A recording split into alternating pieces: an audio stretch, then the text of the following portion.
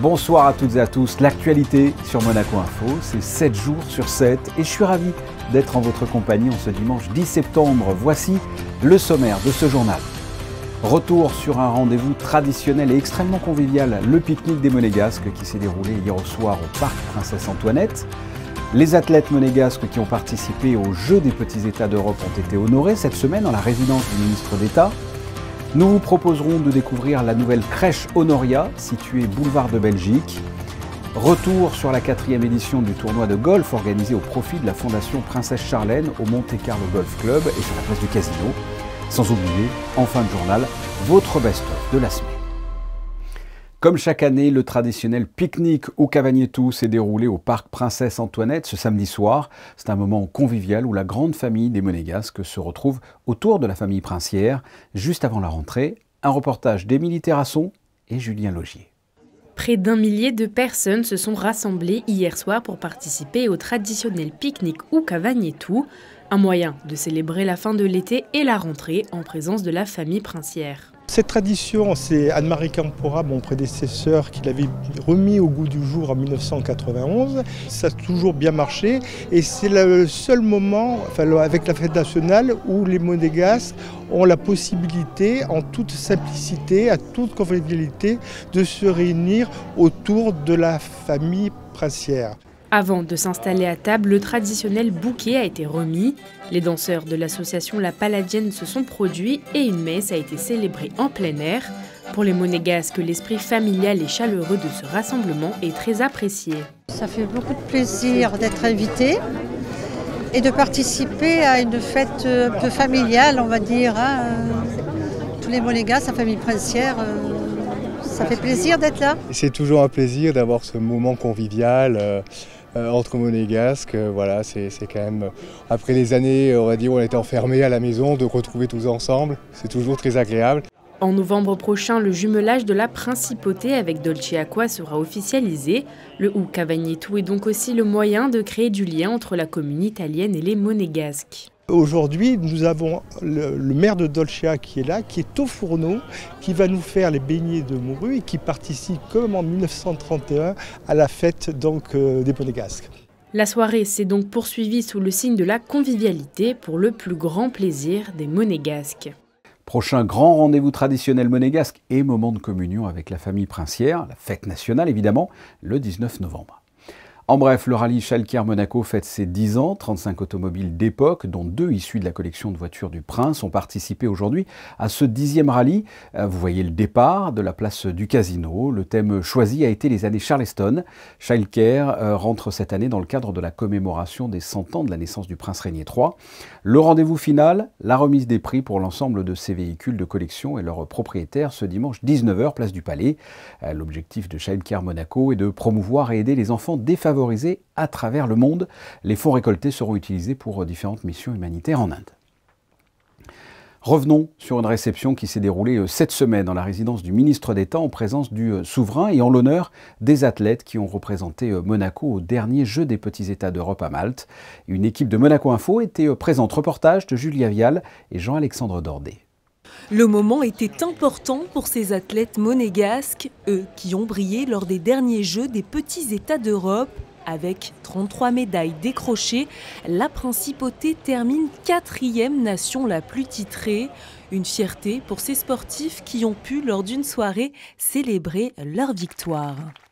C'est un honneur pour moi d'être ici et un plaisir après le résultat au Jeux des petits États. En plus, on est tous réunis, toute la délégation, donc c'est sûr que c'est un grand plaisir d'être au ministère d'État pour fêter les médailles et notre participation aux Jeux des petits États.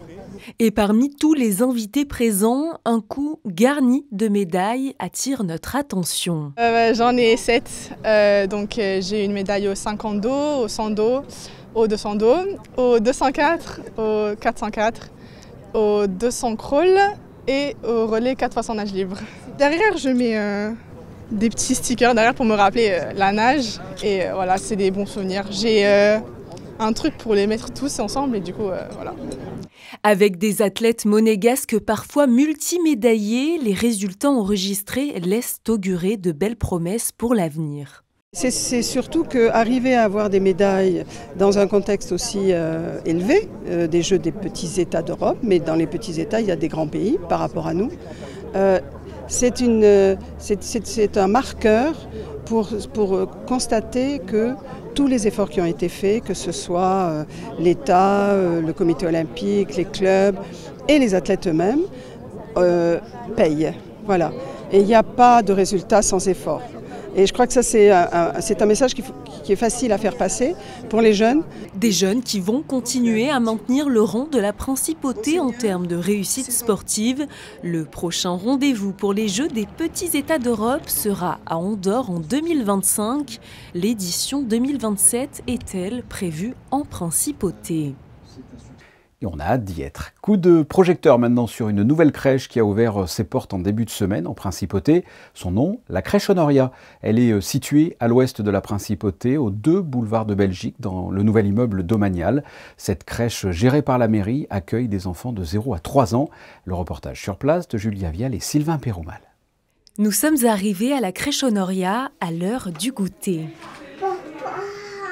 La crèche vient d'ouvrir ses portes aux enfants de 0 à 3 ans, une structure qui permet d'accueillir 30 bambins dans des conditions privilégiées.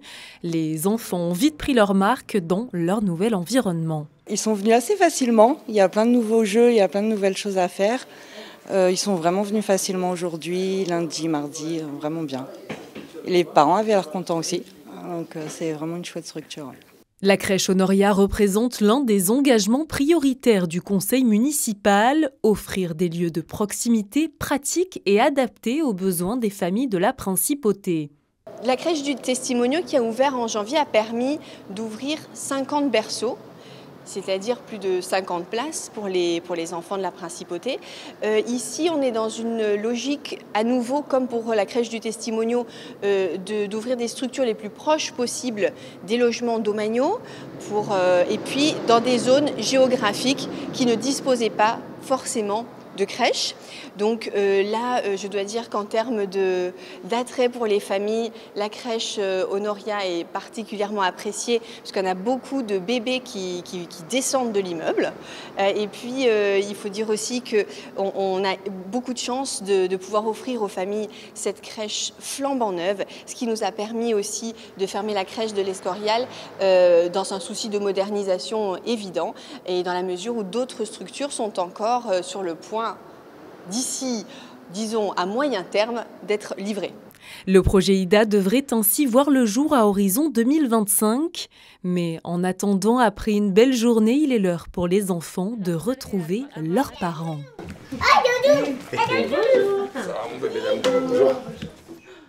Oh, comme c'est mignon.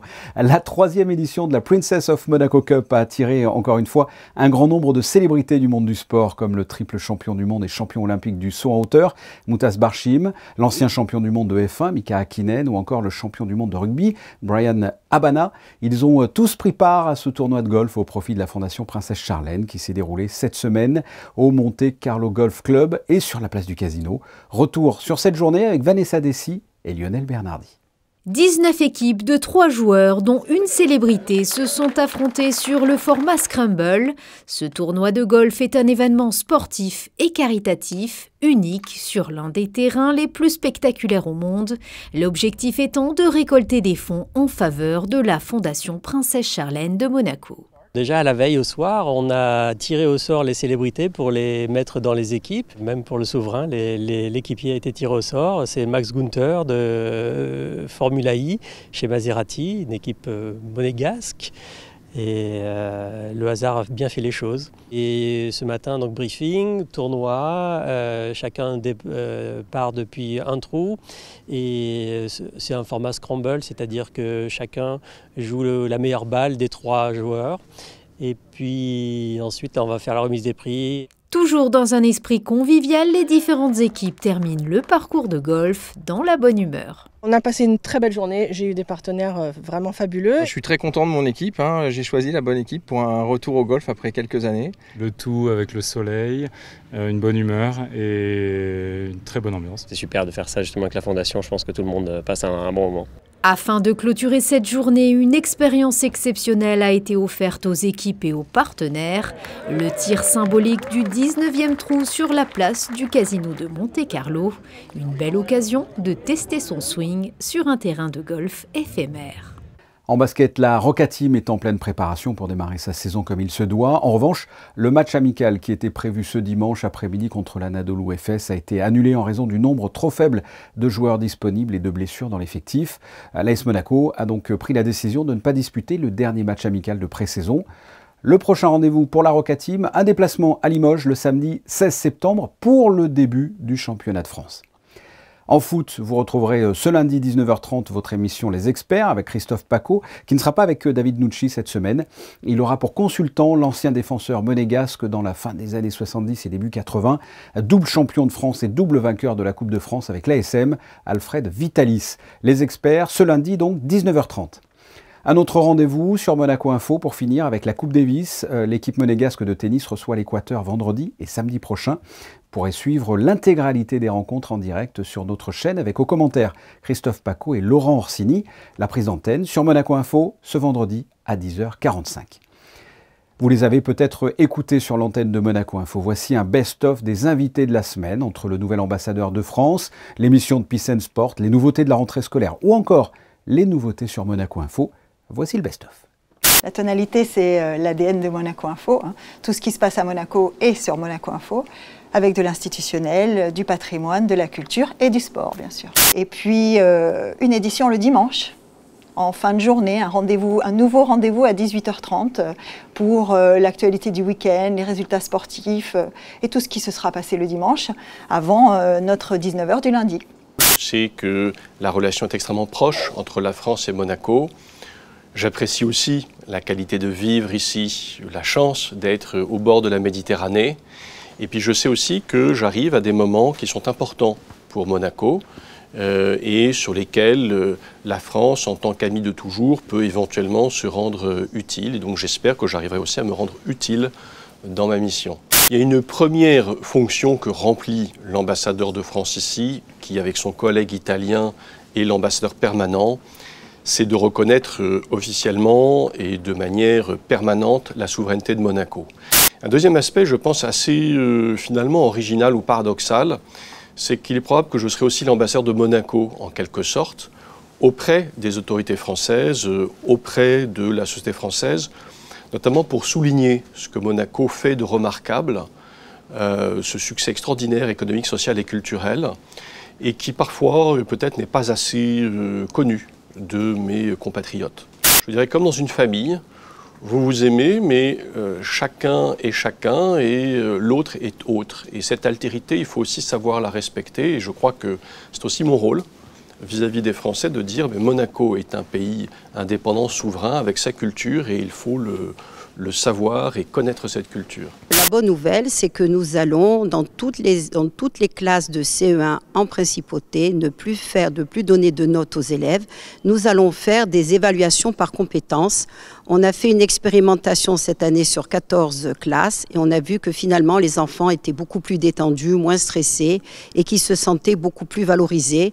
Et au moins, on a évité que les enfants soient trop sous pression. Nous allons faire venir des psychologues, des psychiatres, des pédopsychiatres, des psychanalystes, vraiment des assistantes sociales qui vont recueillir la parole de l'adolescent en souffrance. Nous allons aussi faire un escape game géant en 4e pour lutter contre le harcèlement.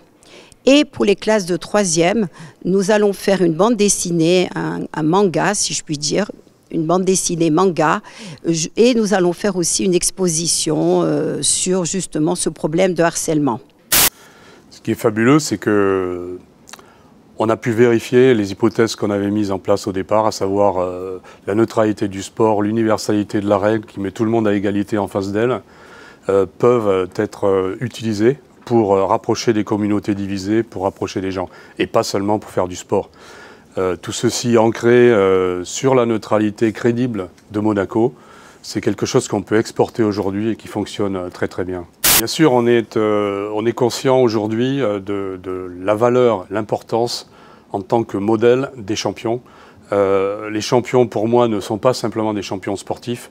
Ils ont des fans, ils ont la capacité à s'exprimer sur la scène nationale et internationale. Et donc, s'ils peuvent s'exprimer sur la cohésion sociale, sur l'acceptation, la diversité, sur la paix en général, eh bien, ça, c'est notre mission. Et donc, on les encourage à faire cela partout.